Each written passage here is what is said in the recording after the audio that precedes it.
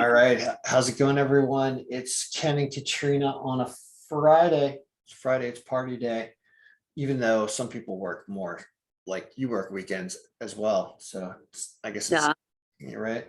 All right. yeah. So you won yesterday. I want to hear how you did it because I lost yesterday because I made some bad bets, I guess. How did you win yesterday? What did you bet on? Let's see. I had three parlays or three or four parlays, and then the only thing I missed on them was the Toronto game. And so, like you kind of suggested I do like any parlay I do, I would have to get just at least one game wrong in order for me to profit, and that was the case. And then I did some small bets because I didn't know if they were going to be for sure things, which they were going to, but I was just kind of like scared to put in, stake a lot. But I did like, let's see, the Cardinal, like little things like over team overs and according to your algorithm, when they were like, they were offering some pretty low like team overs, and so I took them for sure and that kind of stuff. Let's see, like the Mets total runs over 3.5. And I think they just went over it like towards the end of the game or 4 or 5. They scored 4 or 5, but I was like, that's pretty low compared to what you put in your Mhm. algorithms or what your Yeah, they were algorithms supposed to do. score. Yeah, the Mets ended up winning 5-4 Yeah. at the end of the game. Yeah, that helped. No, yeah, I did that. I actually bet Milwaukee's runs over 2 in like the third inning and hit that, and they got 4 real quick. So yeah, that can help. That's good.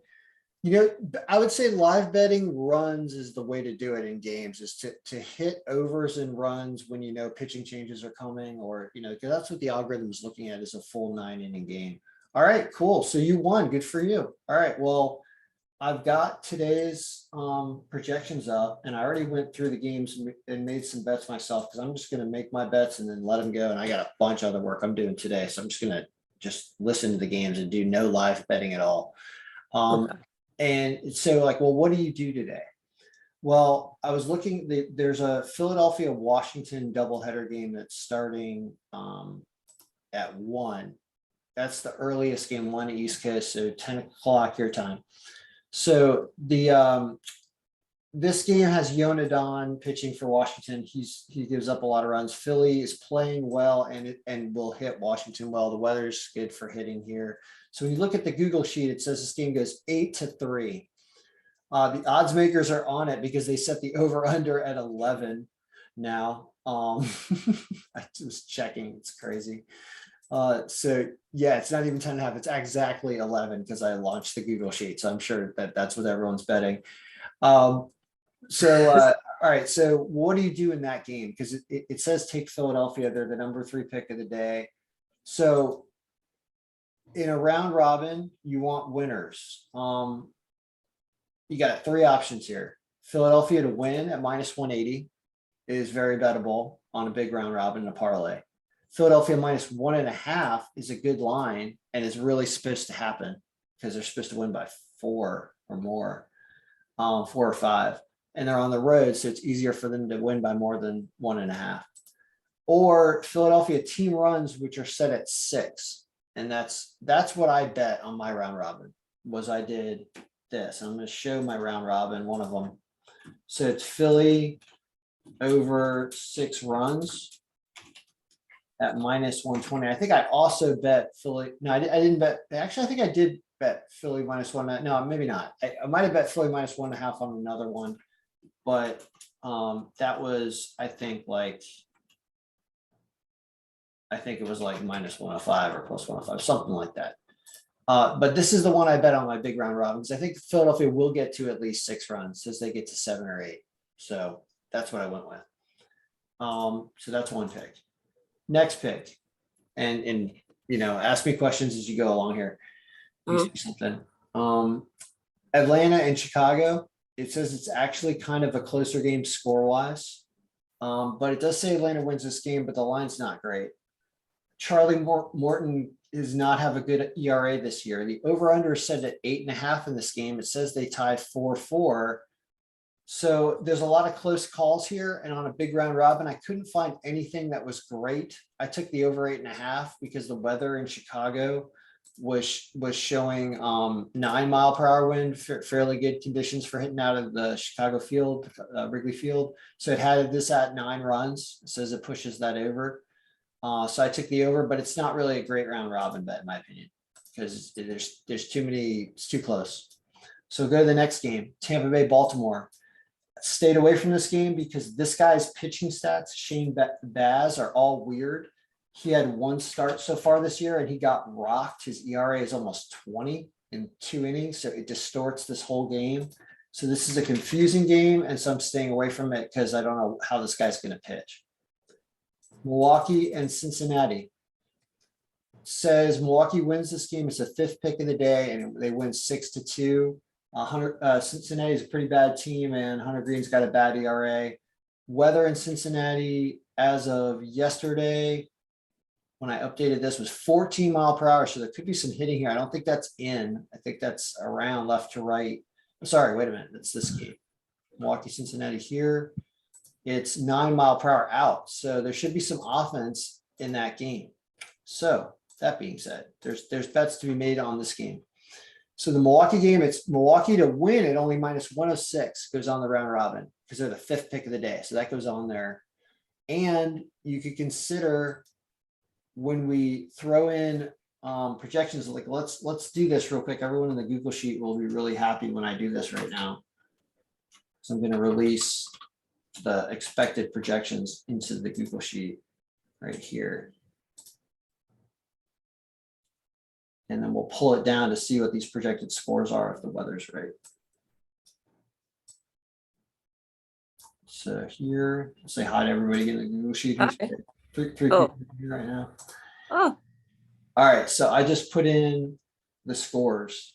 So that Milwaukee game with the wind and weather, which is right here, right here, says 9-3 with the weather. Oh my goodness. So Cincinnati is a ballpark where you get up a lot of crazy runs when the weather's like this. So assuming that's still right, it's 11 out now. Oh my goodness, it went up. Watch this. So we change this. Oops. Change it to 11. Still 9-3 because it's only 2 miles per hour. But yeah, all right. So Milwaukee team runs is a bet also, as well as Milwaukee to win. So the Brewers go on here. That's 1-6. And you could say Milwaukee over what's probably set at like 5.5 runs or something. I don't even know what it's set at. But you want to hit it if you can get it. Let's see what else we got. oh, it's pretty low right now. It's like 4.5. It's only 4.5. Yeah, that's why you gotta do it before the game starts, because then they set it really low actually. Yeah, I don't know why Cincinnati is getting credited at a -105 line here. The algorithm says this is completely wrong. There's a lot of value in Milwaukee in this game to be all the way up here. See how there's only a -106. That's a really yellow line. That's the best even money almost pick of the day is Milwaukee, to look at it that way. You're reading the algorithm. For example, if you want to sort this by the best line to see where when the algorithm picks a winner, what was the best paying winner? It's the Angels are an underdog, then Texas, then the Yankees, then Milwaukee, because there's no line on this Mets game yet, so that's not really on here yet. So think about things that way also when you're betting, because you want to get paid. You got to think about lines as well as who's going to win. All right, so let's keep going. The second of the doubleheader in the Philly-Washington game is a tougher game to bet because Bailey Falter's pitching ERA is bad. So even though it says Philadelphia still wins this game, it says it's a higher scoring game because Pablo Espino is actually pretty good. So I stayed away from that game because that's too close, as well as it's saying the margin is only 3%. So the algorithm knows that's a really close game. San Francisco to Pittsburgh, it really likes San Francisco. Problem is the line is bad at -205. And Zach Thompson's pitching is not great. So this is a really strong pick. So San Francisco money line can go on the round robin because it's up there, it's strong. And I did do that, I believe, on the round robin, I bet. So I took San Francisco to win and something like that. Then there is Yankees in Toronto. I stayed away from this game on my main round robin, but I bet it on a secondary round robin because I took the Yankees at -1 or 2 because the line is good. So I did put that over here on the second.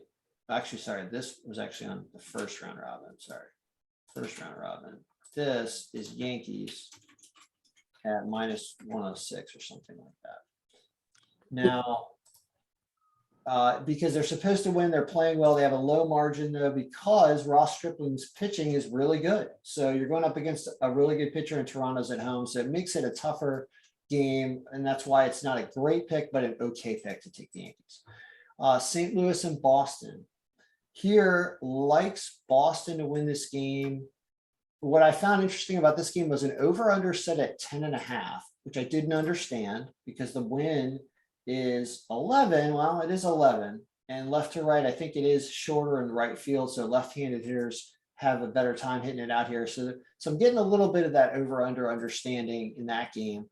But the algorithm, even with that, still says this game is only 4-3. I may have to fix how it impacts left to right wind here, because I can't understand why that under over number is so low compared to 10.5. So I bet the under on a secondary round robin there. I don't like betting unders, but I did in this case because I saw that it's just such a drastic, I think it was about -110, such a drastic difference in projected score. And the reason is look at how great these pitchers are. Adam Wainwright's got a 2.8 ERA. Michael Walker's got a 2.3 ERA. These guys are pitching all the time. They win half their games. Like they're great. So why on earth would there be a ton of runs in this game? Doesn't make sense. Unless the weather's really pointing at it. So I went with the good pitching there and an under. Didn't take a winner because it was too close though. What's considered a ERA? Sorry. Oh, what's an ERA? What's considered a good ERA again? So you're saying that they're pitching well, but they're letting runs. What's like? Is that a bad color? Look by color. Oh, right. So super green is a great number. Low ERA is better. And these ERAs are actually incredible. Anybody with under 3 ERA is pitching unbelievable. Under 2 ERA is almost unheard of. Anybody with an under 2 ERA has only probably pitched 10 innings or something. So under 4 is okay. Under 3 is really good. And under 2 is unbelievable. So look at where the green ERAs are. Look where the red ERAs are for who's pitching bad, red and orange. Like this guy's the worst pitcher today, Yona Don. That's why you take Philly runs and Philly -1.5. Because of all the games, here's your bad pitcher. Also, here's a bad pitcher for Atlanta, even though he's got a great reputation. For some reason, his ERA is really high this year. And that's why I took an over in this game, was that redness as well.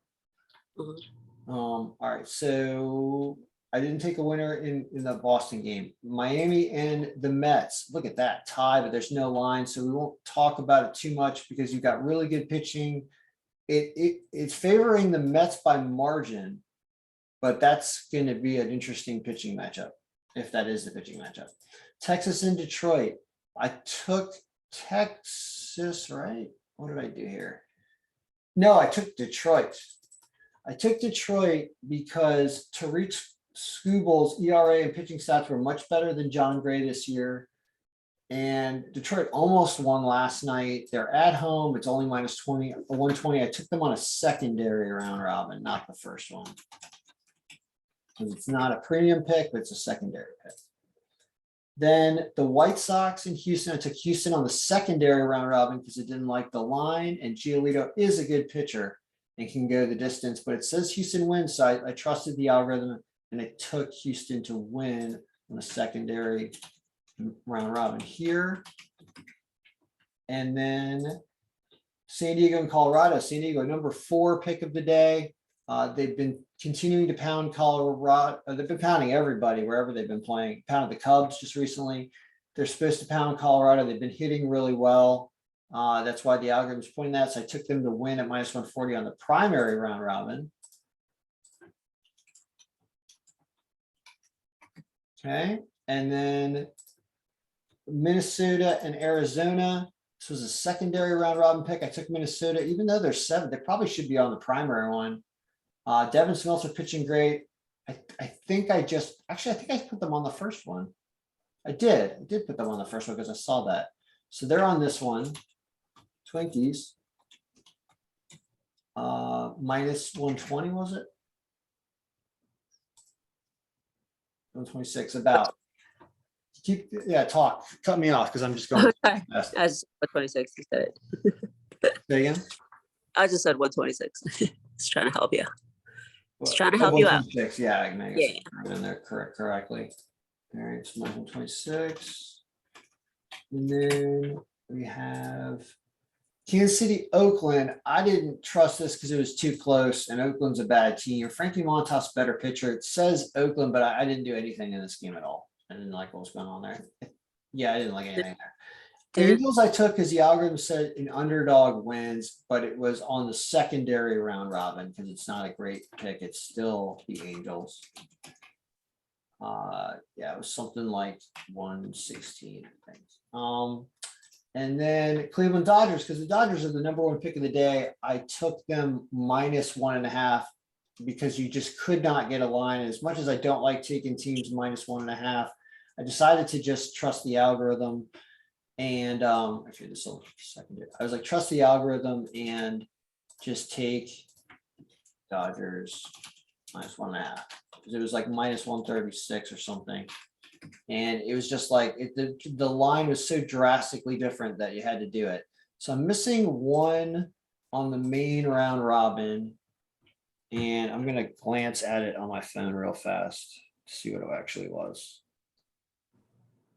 Because I want to know, but that's basically it. I would say there's a lot I went over in the games there. But I want to show you what I bet and what it pays because I only am betting like 50, 60 bucks today because I lost yesterday. And I like to bet less than 100. It makes me not worry about it.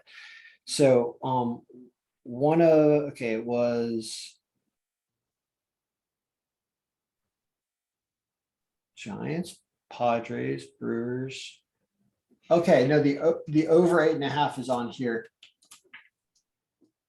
This I didn't put it on there. It is on here. Yep, it's the Cubs versus whoever that other game is, over 8.5. The Braves. Yes, Cubs versus Braves, exactly. All right, so what this is, and that is at minus 108. So here's how you take like 25 bucks when you can bet less than $1 on things. Here, this is what I bet was 23.75 to win 432 bucks. I think it was about that. No, I even did this. Yeah, I did this 27.25 to win 540. Yeah, that's what it is. So that's just distributing out things by round robin. Now, what this means is, of course, if you don't go 7-0, this starts to drop dramatically. So let's say I miss an over under because that sometimes happens when you bet over unders. I actually should not have put this on here. This is not a premium pick, but apparently I did. All of a sudden you only get 112 bucks back. What if you lose another game? What if the Dodgers don't cover 2? Now all of a sudden you're losing money. So to get close to break even on something like this, you have to go at least 5-2. And you're trying to go 6-1, 7-0, which doesn't happen every day. But according to the way the algorithm works historically, when you look at historical results, you see that, when do we hit like the top 7 games, for example, is an equivalent way to look at this. Well, we didn't hit it yesterday. We didn't hit it 2 days ago. We did hit it 3 days ago. We got the top 9. So it's about every 5 days I've noticed where you can really pick off like a top 7. So I structure my bets that way, knowing, that this would have been a winning day too. It's 6-1 on the top 7. 6-1 wins money as well. And that's been the way it's been going all year long as I've been doing this, is about once every 5 days, I have kind of a big win. So that's my advice. So I'd focus on these games, especially the stuff at the top, like Dodgers. I don't know about Dodgers team runs, but Dodgers winning and I guess Dodgers covering in that game because there's a reason stuff's way up on the list. These teams are supposed to cover runs. And when you look at historically, whether or not they have been covering, like yesterday, the teams at the top that won by 3, 9, and 2 runs. That's all more than 1 run, like they're supposed to. Teams winning by more than 1 run, 3 out of the top 4 that won did. One of them just lost. This one lost, but then other ones are winning by more than 1 run. So the order of things is supposed to matter. So that's why you try to take the Dodgers -1.5, Philly -1.5, even San Francisco -1.5, because it says that they're going to do that. Okay. All right. So you're gonna win again today? What are you gonna bet? What did you like? Yeah. Use your instinct too. Don't always just listen to me. Never listen to me. Listen to the algorithm. That's what I was saying. Okay. All right. All right. All right. Well, good luck. May all our picks be big. Yep. Nice.